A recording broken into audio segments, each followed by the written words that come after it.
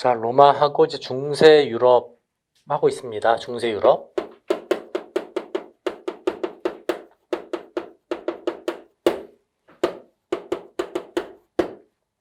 이번에는 서로마를 위에다 쓰고 아래에 동로마를 쓸게요. 천천히 한번 쭉 배운 거 한번 흐름만 한번 잡아보자. 일찍 멸망했어요. 게르만족이 쳐들어왔습니다. 게르만족이 세운 수십 개의 나라가 있었고 그 중에 대표적인 무슨 왕국? 프랑크 왕국이 등장하더라.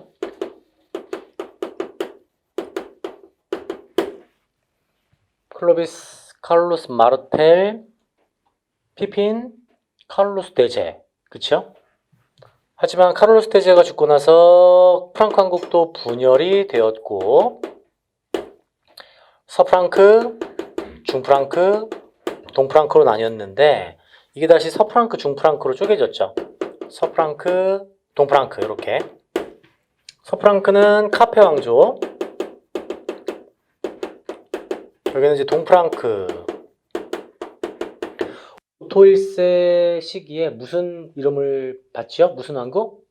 서로마 제국. 서로마 제국. 아, 신성 로마 제국. 신성 로마 제국. 그리고 영국은 뭐다? 노르망디 공국.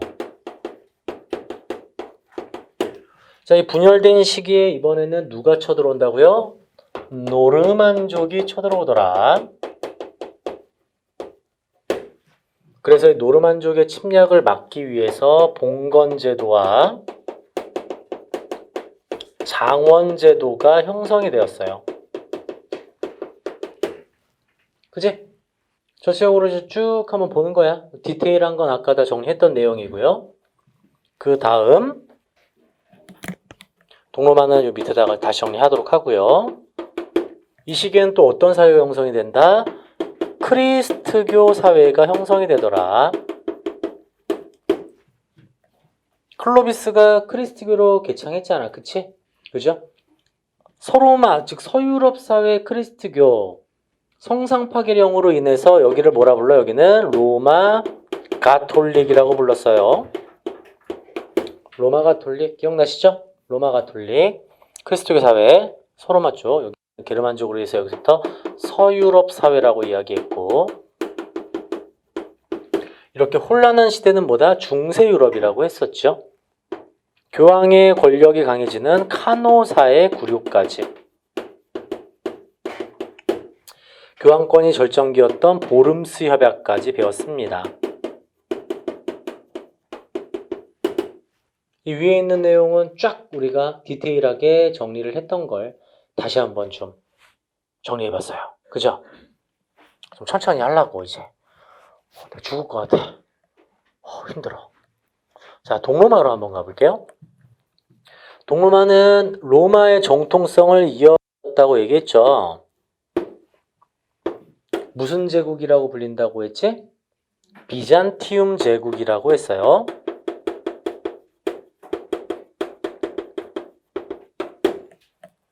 수도는 어디야? 콘스탄티노폴리스죠.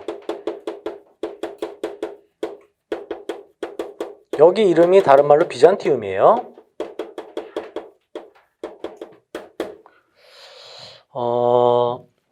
106페이지에 보시면은 맨 아래 지도에 콘스탄티노폴리스 위치가 있습니다. 또는 106페이지 맨 위에도 있고 위치 한번 보고 가세요. 구석에 박혀 있어. 방어가 아주 용이하겠죠? 지중해 지역에 있어서 상공업에도 매우 유리한 지역에 위치하고 있습니다. 콘스탄티노폴리스. 그지? 지중해 지역 구석탱이에 방어가 아주 잘 되는 지역에 위치하고 있습니다. 얘네 뭐다? 동로마 비잔티움 제국이에요. 전성기는 언제다? 유스, 티니아 누스 황제 때 전성기를 맞이하게 되고요. 이때 옛 로마의 영토를 대부분 회복합니다.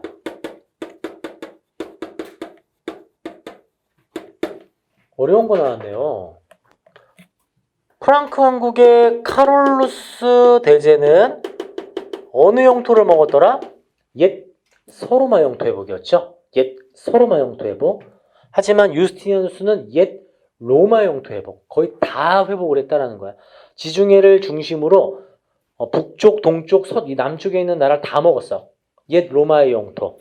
지금 최대 영역 보이시죠? 이 지도에 이 초록색으로 돼 있는 거. 이게 유스티니아누스 대제 때 이 비잔티움 제국의 영토가 되겠습니다.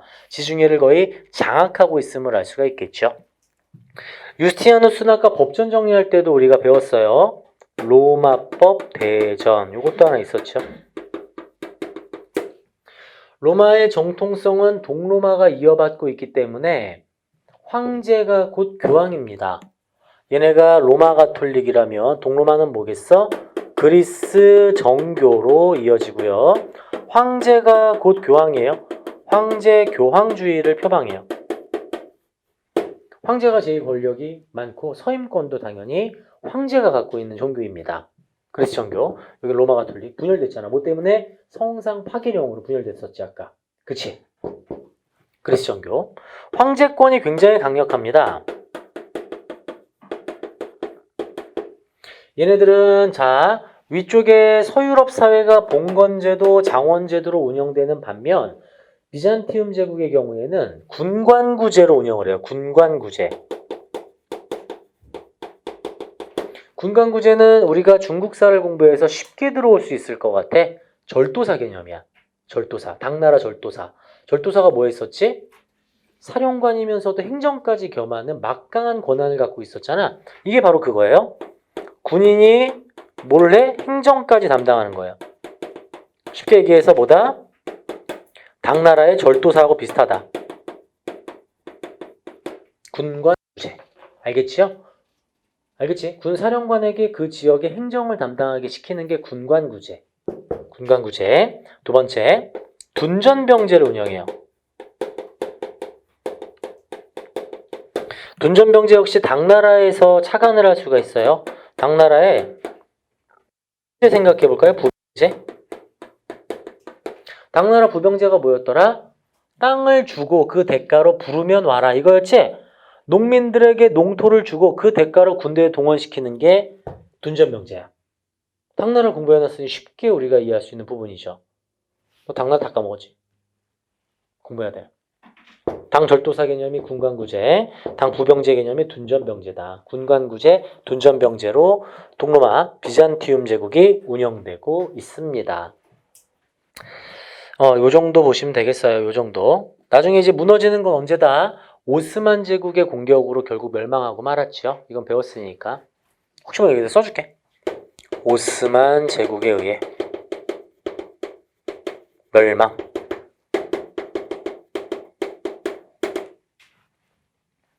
자, 동로마의 문화로 한번 가볼까요? 문화? 얘네들은 당연히 뭐가 있겠어? 그리스 이 로마의 정통성을 이어받고 있잖아. 그치? 그리스 문화가 계속 발달하고 있습니다. 많은 지식인들이 비잔티움 제국의 자리를 잡아서 계속해서 발전을 해 나가고 있고요. 나중에 멸망한 뒤에는 이 비잔티움 제국을 누가 이어받냐면 슬라브족이 이어받아요. 슬라브족.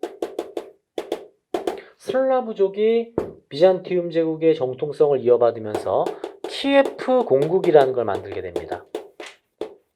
나중에 이게 러시아로 이어지게 돼요. 러시아, 슬라브족. 슬라브족의 이 키예프 공국으로 이어진다. 이 정도. 문화 파트에서는 이제 비잔티움 양식 요거 한 가지 보시면 되겠어요. 비잔티움 양식. 위치를 보면 동로마 비잔티움 제국 바로 동쪽에 서아시아가 있어. 아시아하고 유럽의 문화가 좀 혼재되어 있어. 당연히 모자이크 양식이 포함되어 있습니다. 모자이크 양식. 돔 양식 이런 것들. 대표적인 이 모자이크 양식과 돔 양식으로 만들어진 비잔티움 양식 건축물에는 성 소피아 성당이 있어요. 중요합니다. 비잔티움 양식으로 만들어진 것이 성 소피아 성당. 앞서 여기는 뭐 있었더라? 뾰족 고딕 양식이었지? 첨탑. 첨탑이라면 이쪽은 돔과 모자이크 양식으로 만들어진 성소피아 성당이 있어요. 이거 사진 자료로 문제 출제 종종 합니다. 성소피아 성당. 여기 내가 넣어놨잖아. 지금 뭐 돔이 있잖아, 돔. 106페이지에 성소피아 성당 한번 보고 가세요. 동로마까지. 가장 핵심만 지금 정리를 해봤습니다. 서유럽의 이 봉건제도와 장원제도로 혼란한 시대를 맞이하고 있을 때 비잔티움 제국은 1000년간 지속되면서 군간구제와 둔전병제로 황제권이 굉장히 강력했던 나라로 존재했고 나중에 비잔티움 양식이 이제 유명해진다. 자, 그럼 봐봐. 오스만 제국에 의해 멸망하면 이슬람 세력이 비잔티움 제국 지역을 지배할 거 아니냐. 그리스인들이 그거 싫어하겠지. 이들이 다 서유럽으로 넘어와. 이탈리아로, 남부 유럽으로. 서유럽 쪽으로 넘어와. 그럼 그 지식인들이 서유럽에서 뭐 할까? 르네상스 시대로 개막을 시키는 거야. 르네상스, 이제 뒤에 나올 르네상스, 미켈란젤로 이런 사람들. 이 지식인들이 나중에 넘어온다는 얘기죠. 자, 그러면 우리가 앞서 서유럽에서 공부했던 거는 보름수협약까지 공부를 했어요. 보름수협약 바로 직전에 무슨 공의회 있었더라? 클, 레, 르몽 공의회가 있었죠. 기억나시나요? 여기서 뭘 결정했지? 십자군 전쟁으로 들어가야 되겠죠. 십자군 전쟁. 십자군 전쟁 파트가 여기 106페이지 바로 아래 나옵니다. 십자군 전쟁.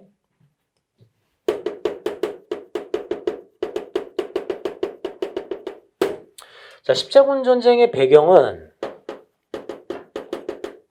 셀주크 튀르크가 예루살렘을 점령했기 때문에 일어났죠.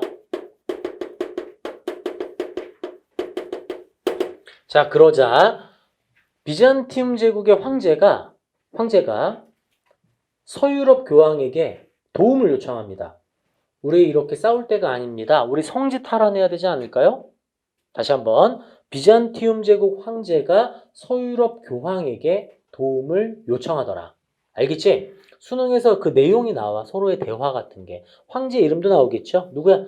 교황 우르바누스 2세. 우르바누스 2세에게 요청을 한다. 그래서 전쟁이 벌어지는데 여기에서 중요한 건 이거죠. 교황이 이것을 수락한 것은 얘네들은 크리스트교를 교황의 경우에는 확대시키고 싶었고 이 전쟁에 참여한 기사들은 영토를 확보하고 싶었고 또 평민들의 경우에는 신분 상승을 하고 싶었고 그 다음 상공업자의 경우에는 무역을 통해 돈을 벌고 싶었어요. 각각의 이유가 있어서 전쟁 참전을 결정하는 거야. 알겠죠? 십자군 전쟁. 자, 그러면 전개로 가볼게요. 십자군 전쟁은 한 번 일어난 것이 아니라 지금 전쟁 중에 장난치면 중 코베어져 임마. 7차례 일어납니다. 7차례. 150년 정도 가까이 굉장히 길게 일어난 전쟁입니다. 7차례 일어난 전쟁이에요. 십자군 전쟁. 이 200여 년 동안 일어난 전쟁인데 200여 년 1차 십자군 성공합니다. 그런데 재미있게도 봐봐. 내가 비잔티움 제국이고 저기 있는 놈이 예루살렘이야. 그럼 내가 저 예루살렘을 확보하려면 어떻게 해야 되니? 여기 확보하고 계속해서 확보해 들어가면서 예루살렘까지 가야 되지. 근데 1차 십자군 때는 확보고 나발이고 그냥 예루살렘으로 바로 진격해서 요것만 훅 먹은 거야. 예루살렘만 확보한 거야. 주변은 다 뭐야? 셀주크 튀르크들이야. 바로 뺏기겠죠. 뭔지 알겠지? 1차 십자군 때 예루살렘을 확보하고 예루살렘 왕국을 만들어요. 나라를 세워버렸어요. 여기다가. 근데 바로 빼앗깁니다. 바로 빼앗기고 2차, 3차 모두 패배하고요. 다시 갔는데 실패. 여기서 중요한 건 요 4차 십자군이에요. 1차, 4차가 중요합니다. 1차 승리했지만 빼앗기고 4차 십자군. 4차 십자군의 이 내용이 재미있는데 또 십자군 원정을 가는 거야. 군인들이. 이게 간다? 근데 돈이 있어야 되고 물자 보급을 받아야 되겠지? 그래서 베네치아 쪽으로 내려가요. 베네치아의 상인들에게서 물자를 보급받아 떠나려고 갔는데 교황이 너네 베네치아한테 지원 받지 마. 이런 명령을 내렸어. 교황이. 당장 먹고 살 일이 없는데 먹어야 되잖아. 어쩔 수 없이 베네치아 가서 지원을 받습니다. 교황이 이 소식을 듣고 십자군을 파문시켜버려요. 내분이 일어나고 있는 거야, 내부에서. 십자군들이 파문당했어. 열 받아 안 받아? 열 받죠. 전쟁에서 이기려고 베네치아 갔다가 교황이 파문시키니 얼마나 화가 나겠냐. 당시에 베네치아 상인들이 교황의 컨트롤 바깥에 있었거든. 그러니까 교황은 그게 못마땅했던 거야. 그러니까 화가 난 십자군이 아이러니하게도 예루살렘을 가지 않고 비잔티움을 점령해버립니다.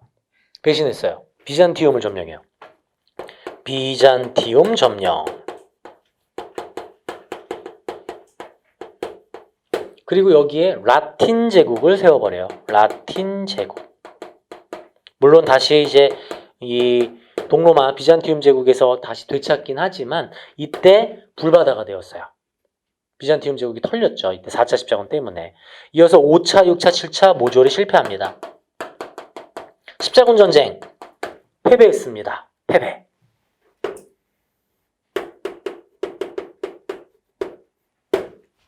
전쟁에서 졌어요. 십자군 전쟁에서. 그럼 이 전쟁을 수락한 교황의 권한도 어떻게 될까? 하락하겠죠. 십자군 전쟁으로 인해서 교황권이 쇠퇴하게 돼요.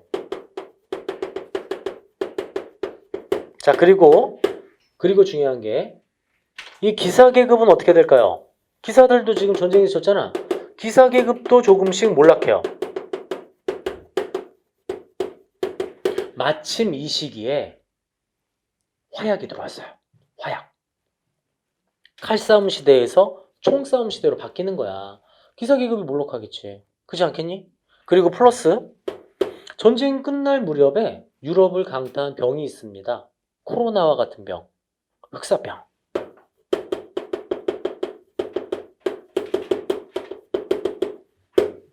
흑사병이 창궐을 해요. 유럽 인구 3분의 1이 사망합니다. 농노가 어떻게 됐을까요? 농노들이 엄청나게 사망했겠죠. 농노의 숫자가 점점 줄기 시작해요. 농노가 귀해졌네? 그쵸? 그러니까 농노의 지위가 자연스럽게 어떻게 돼? 상승하는 거야.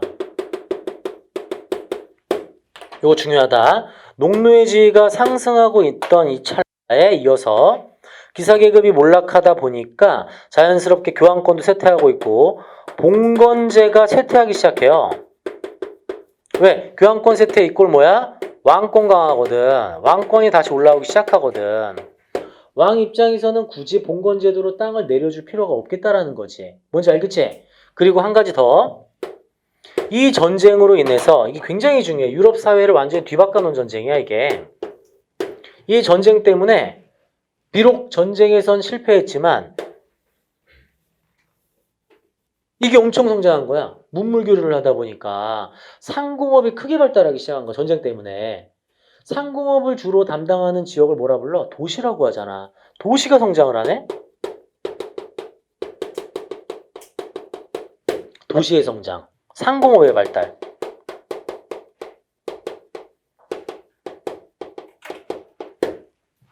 뭔지 알겠어? 도시의 성장? 자, 그럼 잘 봐라. 잘 봐. 여기는 영지야. 장원제도로 운영이 돼요. 장원제도로. 여기는 도시야. 상공업이 활성화되어 있어요. 이해를 좀 해야 되거든. 이 장원제는 자급자족을 해요. 자급자족. 여기는 무역을 하고 있어요. 여기는 그냥 막 삐까뻔쩍한 물건들이 여기 계속 들어와. 새로운 물건들. 그럼 영지를 이끌고 있는 영주 입장에서 탐날 거 아니야. 나도 저거 반지하고 싶은데, 귀걸이 사고 싶은데 이러지 않겠어? 근데 자기는 자급자족하고 있잖아. 이거 사고 싶잖아. 그래서 영주가 뭐라 그래? 야, 농노들아. 내 땅에서 농사 짓지 말고 이제 그냥 너 일하는 대신 돈 내라. 이렇게 농노들이 영주에게 내는 돈이 일하는 대신에 화폐로 바뀌게 돼. 뭔지 알겠니? 지대 납부 방식이 바뀌게 돼요. 농노의 지대 납부 방식이 바뀌게 됩니다. 돈만 내면은 농노가 좀 자유로워지는 거야. 이 영지에 있는 영주는 농노로부터 돈 받고 그 돈으로 여기 가서 물건 사오는 거지. 뭔지 알겠지? 농노가 좀 자유로워지지 않았어? 그 와중에 농노의 지위 어떻게 됐어? 상승했다며. 그치? 이게 봉건제도의 몰락, 도시의 성장으로 이어지는 겁니다. 이 굉장히 중요하죠. 십자군 전쟁이. 그래서 알겠지? 뭐다? 봉건제가 쇠퇴하고 도시가 성장을 하더라. 이 도시는 누가 관리할까? 왕이 관리하는 거야. 왕이 관리하는 도시가 조금씩 성장하게 되었습니다. 이게 굉장히 중요한 내용이에요. 십자군 전쟁 뒷파트 여기. 이게 이제 유럽 사회를 완전히 뒤바꿔 놓는 개념이 되겠습니다. 자, 그럼 봐봐. 상공업자들이 성장하고 있잖아. 그럼 여러 상공업자들이 있겠지. 그러니까 완전히 왜 마치 우리 중국에서 동업조합이 있었잖아. 당나라의 행, 송나라의 행작, 그리고 저기 명청시대 공소회관, 동업조합이 있었지? 얘네들도 있어. 같은 동종업계의 상공업자들이 팀을 꾸리기 시작해요. 그게 바로 길드입니다. 길드. 길드가 형성이 돼요. 길드. 상공업자들의 길드.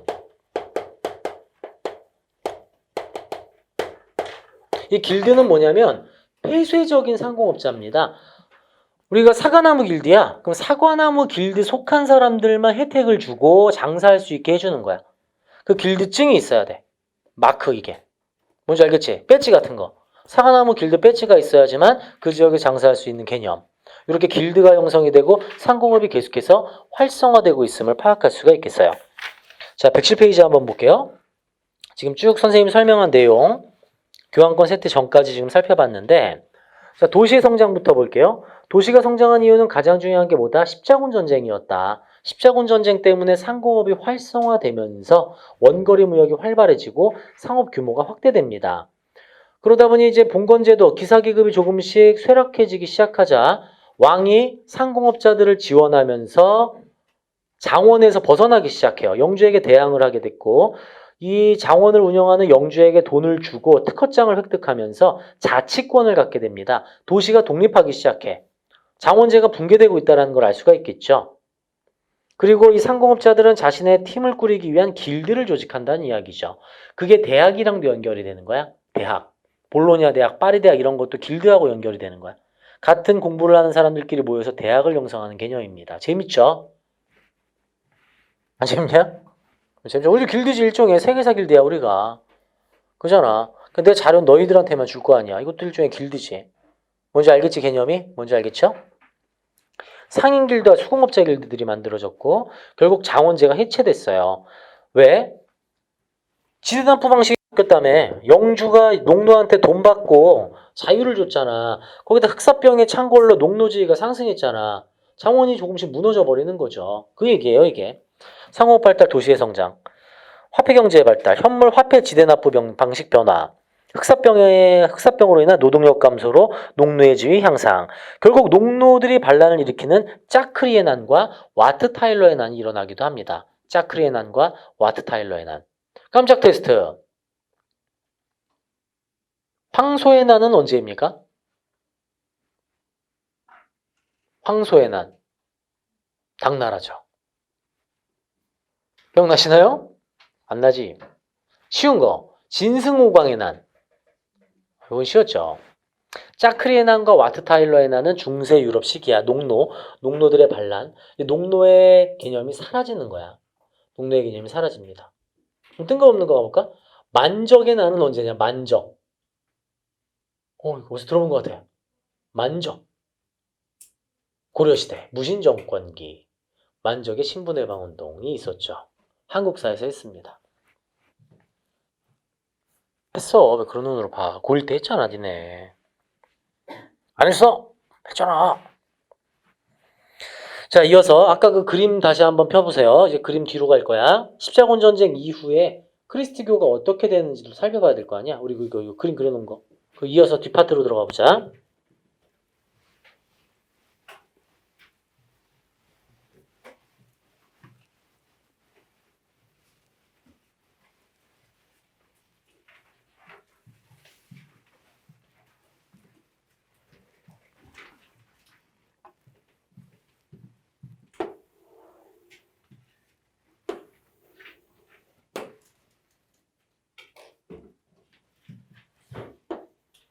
자, 이거 뭐였죠?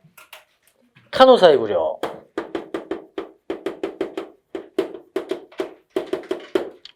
그지? 하인리 몇 세? 4세. 하인리 4세. 카노사의 구려. 성직자 임명권 관련해서 문제가 됐던 사건, 황제 굴욕입니다. 클레르몽 공의회 뭘 결정했다? 십자군 전쟁 결정. 정권의 절정기 무슨 협약? 보름스 협약.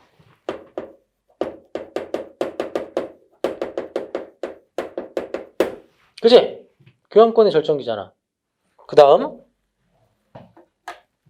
자, 보름스 협약이 앞장에 교재 있을 건데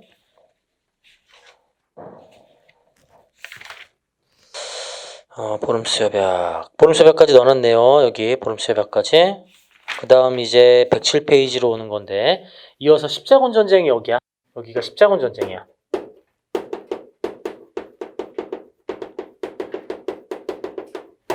결국 십자군 전쟁으로 교황권이 쇠퇴하다가 큰 사건이 일어납니다. 아비뇽 유수가 일어나요. 아비뇽 유수.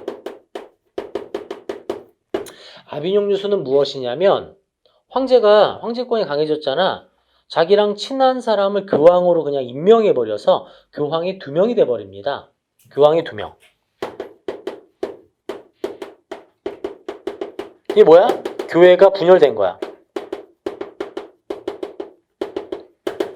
아비뇽이라는 지역도 교황이 있다라는 거야.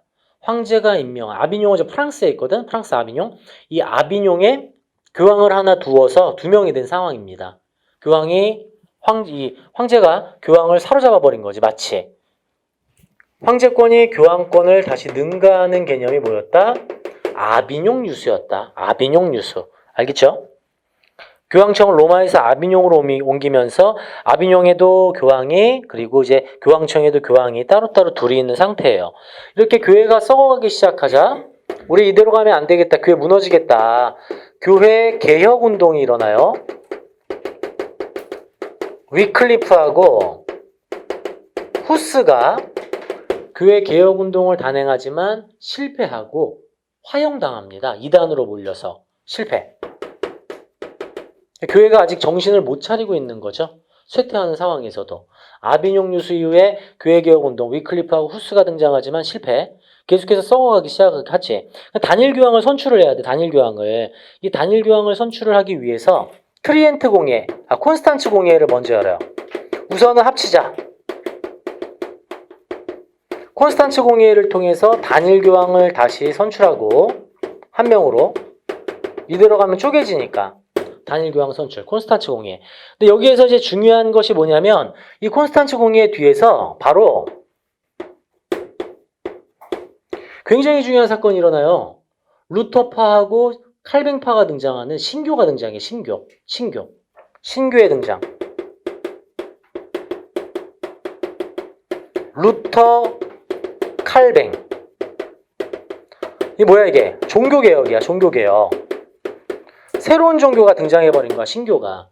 그러자 로마 가톨릭에서 이대로 가면 안 된다. 우리 교회 권위를 좀 재확인하자. 트리엔트 공의회를 열어버려요. 교회 권위를 재확인하겠다. 되겠냐? 안 되죠. 그리고 이 로마 가톨릭을 다시 한번 활발하게 활성화시키기 위해서 예수회라는 단체를 만들어서 선교 활동에 나서기 시작해요. 이때 나간 인물들이 중국에 들어온 마테오 리치아. 이렇게 연결되는 겁니다. 알겠죠? 자, 콘스탄츠 공예로 교회에서 다시 단일교황을 선출했지만 종교개혁, 신교가 등장하더라. 이게 르네상스로 이어지는 거예요. 르네상스. 이어서 트리엔트 공예까지. 여기는 다시 설명할 거야. 종교개혁에서. 여기는 지금 우선 어디까지 보자? 아비뇽 유수로 이 교황이 2명이 되면서 교회 대분열, 개혁운동 일어났지만 실패했고 콘스탄츠 공예로 단일교황을 선출했으나 교황권은 이미 쇠퇴할 만큼 쇠퇴해서 힘이 빠진 상태였다. 이 정도 보면 되겠어요. 알겠죠? 자, 십자군 전쟁 이후에 다른 지역들은 어떻게 됐을까? 봉건제도 무너졌죠? 황제권이 강해지면서 각 지역마다 중앙집권 국가들이 등장하기 시작해. 108페이지야. 중앙집권 국가. 십자군 전쟁 이후에 다시 중앙집권 국가, 왕권 강화로 이어지게 되는데 영국은 특수성이 있어요. 섬나라죠. 무역이 굉장히 중요한 나라입니다. 그래서 상공업자들이 아주 예전부터 인정을 받고 있어. 그래서 상공업자들이 이 왕에 대한 저항을 끊임없이 하고 있었고 결국 의회를 인정하는 이 국왕의 대원장 승인 옆에 마그나 카르타라고 써놓을까요? 마그나 카르타. 마그나 카르타. 왕이 귀족이나 평민들을 함부로 할 수 없게 만드는 법 마그나 카르타로 대헌장을 승인하게 돼요. 영국 대헌장 마그나 카르타 13세기입니다. 그리고 영국 최초의 의회 모범의회가 만들어지게 됩니다. 13세기에 의회가 만들어져 영국은 아주 빠르죠. 이게 뭐야? 신분제 사회에서 평민들의 권리를 인정하겠다는 얘기야. 영국의 특수성이에요. 이게 굉장히 빠르게 의회가 만들어집니다. 알겠지? 모범의회. 이 양원제라는 게 무엇이냐면 지금도 영국은 양원제 국회로 운영이 되거든. 양원제. 우리는 단원제고 양원제가 상원제와 하원제로 운영이 돼. 두 개에서 양원제라고 합니다. 상원은 귀족 대표들이 모여있는 게 상원의회가 되겠고 하원은 시민들이 모여있는 게 하원제야. 지금 영국 이거야. 지금도 영국 이 시스템이에요. 영국은 기사자기가 있잖아. 여왕이 임명하잖아. 그게 이제 여기 상원제야. 시민대표가 여기 하원이고 지금 2020년 21세기에는 하원의 힘이 훨씬 세겠죠. 국민들이니까. 근데 이걸 존중하고 있다는 거야. 지금도. 귀족들이 상원제고 하원이 시민들인데 이게 뭐다? 모범의다. 영국은 중앙집권 국가로 나서지만 의회를 특수성이 있어서 먼저 인정함이 굉장히 중요합니다. 마그나 카르타를 통해서 의회가 왕권을 제한을 걸면서 시민들, 하원을 만들었다는 거예요. 자, 근데 문제는 이 양원제기 틀을 만든 다음에 프랑스하고 영국이 전쟁을 벌이기 시작해요. 프랑스하고 영국의 전쟁.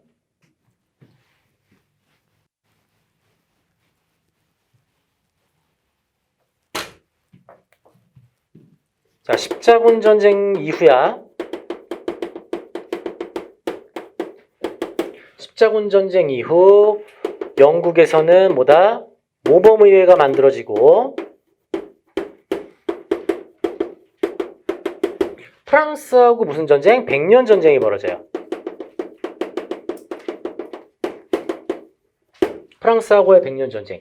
이때 아주 유명한 여성이 등장하죠. 프랑스에서 누구 등장하지? 잔다르크가 등장합니다.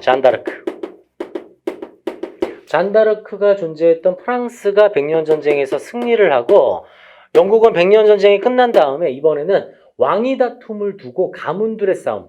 근데 이 가문들 이름이 뭐 흰장미 가문, 백장미 가문이야. 그래서 그 가문들 이름을 따서 장미 전쟁이 벌어지게 돼요. 백년 전쟁 다음 영국은 장미 전쟁. 이 장미 전쟁에서 튜더 가문이 승리함으로써 튜더 왕조가 개창이 됩니다.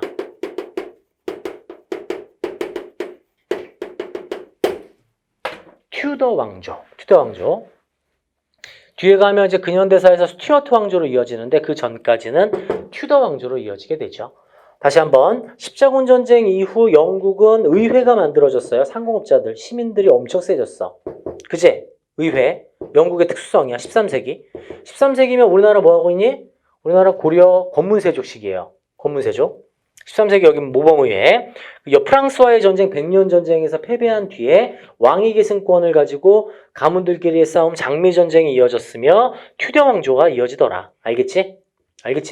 다음 프랑스의 경우에는 100년 전쟁이 끝나고 나서 중앙집권 국가로 쭉 이어지게 됩니다. 중앙집권 국가. 프랑스는 중앙집권 국가. 다음 독일 같은 경우에는 연맹왕국이에요. 수십 개로 쪼개집니다. 신성로마 제국은 계속 유지를 하고 있지만 수십 개의 독립국가가 등장하면서 영방국가로 형성이 돼요. 영방국가. 지금 무슨 소리야? 수십 개의 나라로 쪼개졌다는 뜻입니다. 그래서 수십 개의 나라들이 서로 싸우지 말자라고 하는 황금문서를 만들게 되었죠. 황금문서. 독일의 황금문서. 싸우지 말자. 신성로마 제국은 존재해. 아까 동프랑크였잖아, 독일이. 동프랑크가 오토 1세 때 신성로마 제국 됐었지? 신성로마 제국은 존재하지만 수십 개의 지역들이 독립을 하면서 영방국가, 수십 개의 나라들로 이어지더라. 이탈리아는 이제 분열이 돼 있다. 이 정도 보시면 되겠고요. 이베리아 반도의 경우에는 여러분 후마이야 왕조 기억나시나요?